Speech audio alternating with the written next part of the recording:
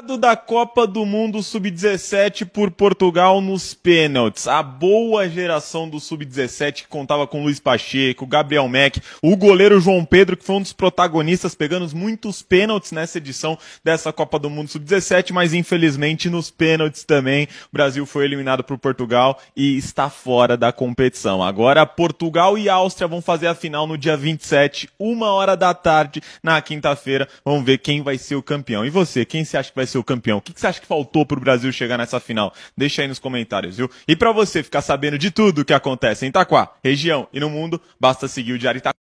صحافة زيكو ضاربة طم وساقرة على ملعب بومرداس اللي جهة كاملة طاحت، والله يشافي المصابين. كاين 5 مصابين وانا حطيتهم لكم هنا. شوف السيمانة اللي فاتت، شوف ربي من في البلاص فضحهم، ربي في البلاص فضح كلشي. السيمانة اللي فاتت ناضوا داروا البلبالة وداروا بوليميك قدو قداش على المغرب، وقصة الملعب اللي كنا عارفين احنا مازال ما كملوش فيه الاشغال، ملعب البريد، وهما ناضوا كاملين. شوف كاملة السيمانة. وصحافة زيكو ديما تصرى لها هاد المشاكل. عاود الاعلامي التونسي فضحهم، الناقد التونسي خالد حسني فضح كلشي وقال لك خاصك تشوف الواقع. هذه كامله صرات ما كامله السيمان. هو ملعب طاح بالاخر ديالو. بغاو يقارنوا المغرب لانه المغرب بنى ملاعب في 9 شهور وهما داخت بهم الروينه ناطلهم في الراس ديالهم. كيفاش المغرب بنى ملعب في 9 شهور؟ ارواح نديروا هذا غير ترميم ملعب بومرداس، يعني ماشي الملعب كامل. خليني ملعب بشار اللي راني جاي له نحكي عليه. ملعب بشار هذا كارثه يرفد 22,000 هذا غادي يقعد 10 سنين. يعني هنا مشاو يديروا واحد البروباغندا. شو واش تصرا؟ انهيار ملعب كامل. وعلى من؟ على الشرفه. الناس هذوك شرفه، المغرب راهم شرفه. راك تأدى عليهم. شوف سبحان الله واش صرا لك. ها انت تعديت وكذا منا ودير بروباغندا قبل كاس افريقيا. واش صرا لك؟ واللي يمشي للمغرب يجي يحكي عليها، قال لك راه خالد حسني راه قال لك دول اوروبيه خاصها تمشي للمغرب وتشوف. هذه حقيقه. البنيه التحتيه في المغرب والملاعب ديالها راه عالميين. واش تقارن راسك انت بالملعب ديال الملعب البارد؟ الناس خدمت 4 ملاعب في مدينه واحده. ملعب في العاصمه 4 ملاعب عالمي والطراز العالمي. ما خليك ملعب طنجة اللي فايت العالميه. ايوا انتم تفضحتوا. زيد من الاصابات كنهضروا على التخوف، كذلك غادي نهضروا على اللاعبين المغاربه يعني اللي لعبوا في مجموعه من الدوريات الاوروبيه. كان هناك لقاء اخير لفريق ريال بيتيس الاسباني ضد خيرونا، وكانوا 3 ديال اللاعبين في هذه المقابله. كان الزلزلي وامراباط وأوناحي. وتخوف كبير للبطولات الاوروبيه من شهر الكان، لأن مجموعة من اللاعبين سيغادرون الدوريات الأوروبية لأنهم سيكونون حاضرين في كان المغرب.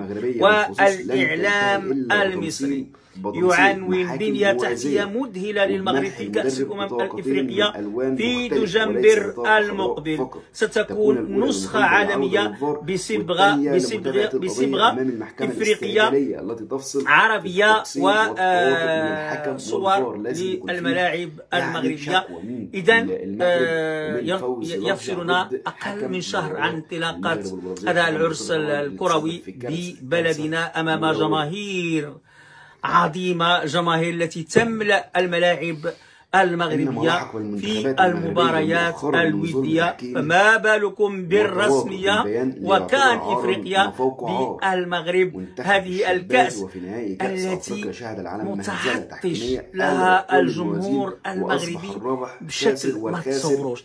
إذن في هذه المقدمة عطيونا يعني التخوف ديال المغاربة، وراه باين الأمر واضح وضوح الشمس، وهضرت عليه وحذرت منه مرارا وتكرارا. إذا كما العادة الخوت كتنساو اللايك والبارتاج، اللايك بالأخص اللايك، ونمشيو للتفاصيل. مستوى التحكيم، تعمد يسافر على أخطاء الخصم وهي تعد من الجملة أو من مستوى إلغاء ضربات الجزاء. طبعا ضربة الجزاء ومستوى احتساب أهداف لا ترقى إلى هدف كونها خارج الوقت القانوني وباليد. طبعا كانت في اللاعب البرازيلي كل جهود الفيفا بكرة القدم إلى مستويات عادلة أولا. Claro, y al Levante, por ejemplo, que solo se le va un jugador, es Etaellón. Al Real Madrid se le puede ir Brahim, también con Marruecos. Al Sevilla se le iría Eikor Adams y Eyuke, los dos con Nigeria, también jugadores bastante importantes.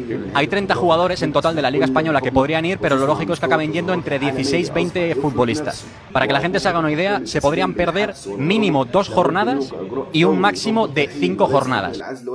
إذا كما الشوخ المغاربة والجالية المغربية في كل مكان سنضيع عليكم تحية طيبة للجميع. الإعلام الإسباني يتكلم عن النجوم الأفارقة الذين يمارسون في الدوري الإسباني فقط، ومنهم يعني مجموعة من المغاربة. اليوم مقابلة واحدة كانوا 3 ديال اللاعبين اللي هما في التشكيلة الأساسية. كنهضروا على عز الدين أوناحي عن فريق خيرونا، وأمراباط والزلزولي عن فريق بيتيس. المقابلة التي انتهت بالتعادل الإيجابي، هدف مقابل هدف. في هذا الأثناء تم الإعلان عن نهاية مقابلة ديال الوداد البيضاوي اللي هزم فريق نيروبي يونايتد الكيني ب3 أهداف ل0. وحنا شفنا يعني نقدروا نقولوا العذاب ديال فريق الجيش الملكي يعني والمعاناة من التحكيم الإفريقي. إذا السؤال اللي طرحنا 3 ديال الأسئلة اللي طرحنا، فالجواب ديالها وهو التحكيم الإفريقي، وهضرنا عليه مرارا وتكرارا. ليس الإفريقي فقط، بل في مقابلات مهمة عانينا من وبمشاعر. إليكم ورحمة الله وبركاته. فيديو جديد من قناتكم صوت المغرب. هنتكلم عن الفضيحة والتسريبات اللي حصلت، وهنتكلم عن كارثة تحكيمية في مقابلة لشبان المغرب أمام البرازيل بقطر أمام أنظار الملايين. هقول لك عن كل التسريبات اللي حصلت، وأقول لك على الجديد والحاجات اللي حصلت والتسريبات والتحقيق والحكم الإيطالي والرشوة وكل الكلام ده. ولكن اضرب اللايك، شارك في القناة وفعل الجرس عشان يوصلك كل الفيديوهات اللي جاية. ويلا بينا بقى على أخبار النهاردة. والظاهر إن الكوارث التحكيمية ضد المنتخبات المغربية بالخصوص لن تنتهي إلا بتنصيب محاكم موازية، وبمنح المدرب بطاقتين من ألوان مختلفة وليس بطاقة خضراء فقط، تكون الأولى للمطالبة بالعودة للفار، والثانية لمتابعة القضية أمام المحكمة الاستعجالية التي تفصل في التقصير والتواطؤ من الحكم والفار. لازم يكون فيه يعني شكوى من المغرب ومن فوز لقجع ضد حكم مباراة المغرب والبرازيل، حكم الإيطالي طبعا اللي تسبب في كارثة مدوية.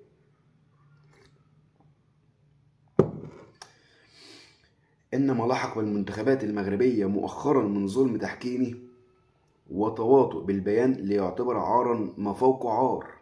منتخب الشابات وفي نهائي كأس أفريقيا شهد العالم مهزلة تحكيمية قلبت كل الموازين، وأصبح الرابح خاسر والخاسر خاسرا مرتين.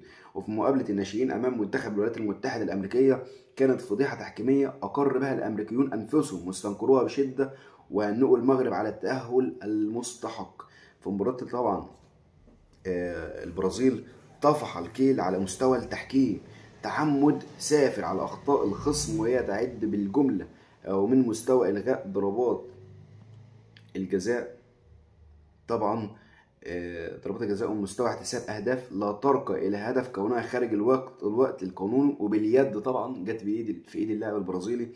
كل جهود الفيفا للارتقاء بكرة القدم إلى مستويات عادلة أولا باءت بالفشل، فلا التوصيات الصارمة للحكام ولا أجهزة الفار ولا الحكم الرابع ولا اللجان المراقبة ولا ستوقف الخروقات السافرة في المقابلات والتأسيس لمحاكم فورية من عدة خبراء في التحكيم أثناء كل مقابلة، خصوصا على مستوى التظاهرات العالمية. أصبح يفرض نفسه وعقوبة الحكام الفاسدين بالحبس والغرامة لابد منه كإجراء فوري يطبق في الحين، وليس فقط العزل والتوبيخ. فبعض الصفقات تغري الحكام ولو كان معها العزل والتوبيخ، وده حقيقة قلناها. بعض الرشاوي تخلي الحكم يقول لك أنا مش هكمل تاني في التحكيم، أنا هاخد المرة دي وبعد كده خلاص أنا مش عايز حاجة تاني من الدنيا. ولكن لابد من القرارات تكون يعني قوية وصارمة ضد هذا الحكم المرتشي، الحكم الإيطالي اللي ظلم المنتخب المغربي. إنها فضيحة نستنكرها ونحمل المسؤولية لكل من يسكت عليها من المسؤولين. وقد تشهد شوارع العالم احتجاجات كبيرة على الفيفا إن لم تسارع لتدارك ما يكون به الحكم أو التحكيم الفاسد. نريد حلا نهائيا لهذا الظلم، وكفانا من الحلول الترقيعية، وكفانا من السكوت عن كل ما يغضب الجماهير. فالحكم الإيطالي ما كان أصلا ليدير مقابلة المغرب البرازيل لأن إيطاليا مشاركة في الربع، فكيف عين هذا الحكم؟ وهل مقابلة المغرب كانت ضد البرازيل فقط أم كانت ضد إيطاليا والبرازيل؟ طبعا سؤال يطرح نفسه. إنها العبثية، إنها الفوضى، إنه التلاعب السافر بمصير الأندية والمنتخبات والاتحادات وبمشاعر الجماهير، إنها كارثة بكل المقاييس، إنها مازالة، إنها فضيحة، إنه ظلم لا يرقى إلا يرتقي إلا بما يسمى التحكيم. ده الفضائح والكوارث اللي قلناها مرارا وتكرارا. لازم يكون في وقفة ضد هؤلاء الحكام، ضد هؤلاء المنظومة القذرة الفاشلة اللي بتحاول بشتى الطرق تنهي على أمل المنتخب المغربي اللي كان ماشي يعني زي القطر زي ما بيقولوا ما شاء الله. يعني كان منتخب سواء شباب أو فريق أول أو منتخب أولمبي أو كل المنتخبات في المغرب كلها حدث ولا حرج. منتخبات قوية مش عارفين يوقفوهم في الملعب، بيوقفوهم بطرق خارجية خارج الملعب علشان قوة المغرب داخل المستطيل الأخضر كاسحة ضد أي منتخب حتى لو منتخب عالمي. المغرب لا يقل عن البرازيل، لا يقل عن أسبانيا، لا يقل عن أي منتخب عالمي. المغرب اللي طلع البرتغال واللي طلع أسبانيا في كأس العالم. يعني المغرب يا جماعة منتخب عالمي. مش عارف ليه الكره اللي عند المنتخب الجزائري، أنا مش فاهم. الإعلام الجزائري اللي طلع ينتقد ويهاجم، يا جماعة انتوا المغرب لما بتلعبكم بتديكوا على وشكم، ومصر لما بتلعبكم بتديكوا على وشكم. مالكوش دعوة بالمغرب ومالكوش دعوة بمصر. مصر والمغرب اخوات. قلنا مرارا وتكرارا الجمهور او الاعلام المصري دايما هو الاعلام الداعم للمغرب، اعلام بيحب المنتخب المغربي، يحب المنتخب المغربي يكون في مناصب التتويج. المنتخب المغربي لما بيشرفنا او بيكسب او بيشرف القاره، بيشرف مش بس المنتخب المغربي، ده بيشرف القاره وبيشرف العرب، بيشرف الجميع. فليه مدى الكره والحقد من هؤلاء الاعلام الغربي؟ مش هقدر اقول الاعلام العربي لانه اعلام حقير واعلام لا يعني يمت للعرب بصله. كل التقدير والاحترام للمنتخب المغربي، وان شاء الله بعد ظهور التحقيقات وبعد ظهور الادله والمستندات اللي تثبت رشوه او الحكم انه اخذ رشوه، ساعتها هيكون في احقيه كبيره باعاده اللقاء قولا واحدا. ان شاء الله المباراه تعاد والمغرب ياخد حقه من كم العبث اللي بيحصل الفترات الاخيره. شكرا لكم.